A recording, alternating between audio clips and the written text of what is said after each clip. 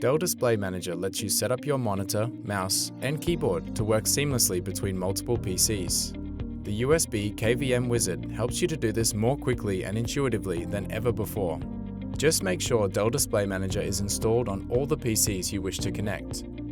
From the Input Source tab, you can select and name the input sources, connect the keyboard and mouse to the monitor, and choose your preferred layout: full screen, picture-in-picture, or picture-by-picture.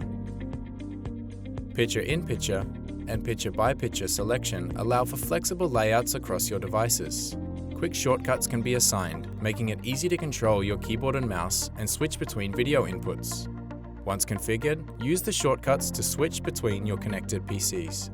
With the Auto Switch feature, moving your cursor to the center of the split will automatically switch input controls over to the second PC, and vice versa. If at any point you wish to change your KVM settings, you can run the wizard again or change the screen configuration by clicking Configure Screen. With KVM set up and configured to your preferences, you can enjoy using two PCs in a single setup seamlessly, even across Windows and Mac OS platforms, allowing you to work on a laptop while your desktop runs demanding workload applications. Download the free software at dell.com/ddm and elevate your work today.